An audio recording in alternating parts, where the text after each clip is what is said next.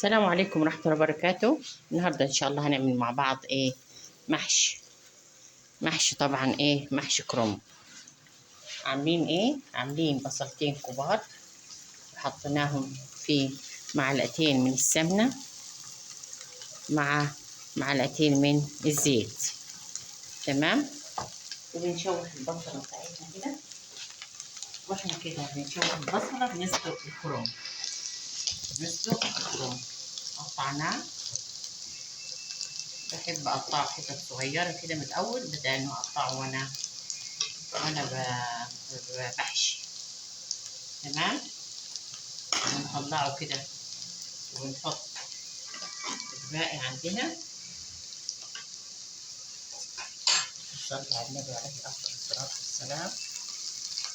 نحمر كده البصل برضه، ونحط شويه تانية من كرنب.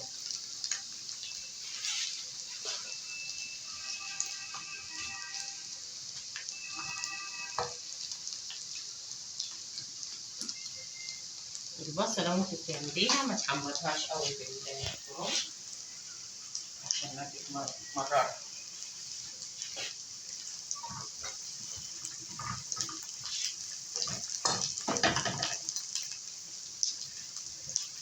قربت كده معانا البصلة تحمر.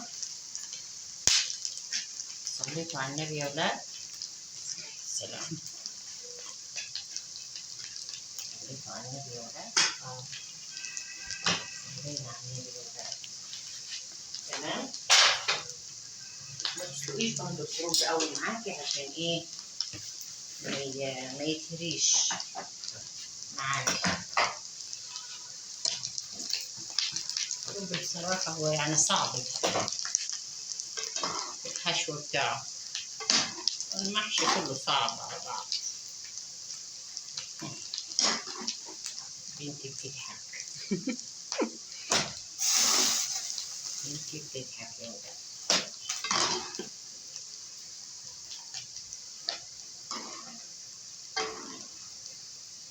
بنتي حبيبتي بتضحك. تمام كده احنا عملنا البصل حمرت معانا كده كفايه. احنا بنعمل بنحط طبعا الحاجات بتاعتنا اللي احنا كلنا عارفينها. تمام. طبعا كمان ان شاء الله بنحط الصلصه بتاعتنا. تمام. بنحط كمان شويه ثاني القوطه بتاعتنا. اختار منها طبعا اهو. بسم الله الرحمن الرحيم. ما بحبش افرم اول قوطه تحت المحشي، بتبقى حلوه لو فيها قطع ده كمان. بس لو تعمليها برضو على المبشره العاديه فيها بس كده عشان بتبقى حلوه وهي حتت، بتبقى جميله وهي حتت. وبنحط التوابل بتاعتنا كلها. نحط التوابل بتاعتنا كلها. تمام. تمام. وبعد كده نحط الورقه الاخيره اللي هي فيها هي بنحطها بعد الحله. بنحطها بعد الحله عشان معانا المحشي ما يلزقش كده. بحب احط دايما كده فيها دي في قاعدة الحلة بتاعتنا. محطناش التوابل بتاعتنا احنا في التغذية اللي احنا عاملينها. أول حاجة طبعا الملح. بسم الله الرحمن الرحيم. تمام.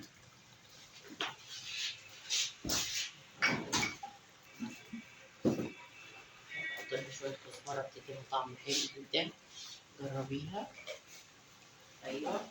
شوية طبعا من الجنزبيل. هتقولي جنزبيل، أقول لك جنزبيل. بحط حاجة برضه لو جربتيها هتعجبك. مش عايزة تعمليها براحتك. إيه هي؟ تحطي معلقة معاكي من الخل.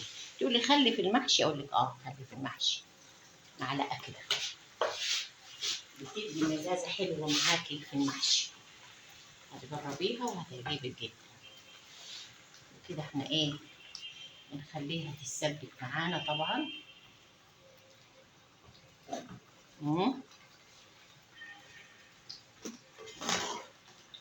دي الورقة اللي احنا قلنا عليها بنحطها كده.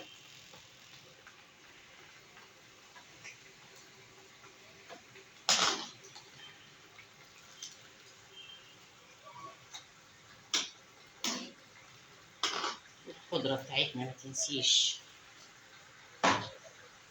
طفينا كده على المية، وبعد كده هنجيب كمية الرز اللي عندنا. بسم الله الرحمن الرحيم.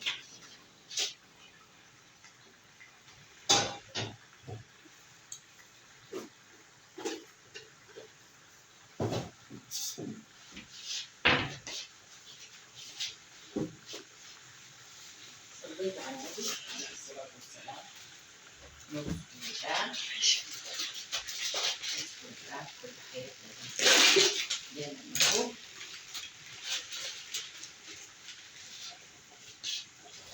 كده اتسبكت خلاص. هنحط عليها طبعا كمية الرز اللي احنا عايزينها. بسم الله الرحمن الرحيم. تقريبا كده كوبايتين من الرز، كوبايتين من الرز، ونقلبهم معانا في الصلصة بتاعتنا. لو عندك الكرنباية كبيرة بتحط الكيلو.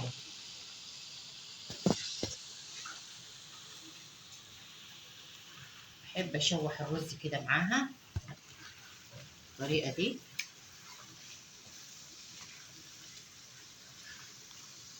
اهو شربت معانا الصلصة كلها كده.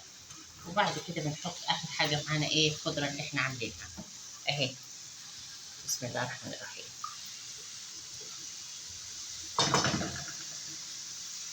بس كده، وبنطفي عليها. وبعد كده هنبتدي نحشي ونقول ايه. عجبك الفيديو متنسيش تعملي لايك واشتراك في القناة ونفعل الجرس. ونقول ما تنسيش برضو تعملي لايك. والسلام عليكم ورحمة الله وبركاته، وبالهنا والشفا.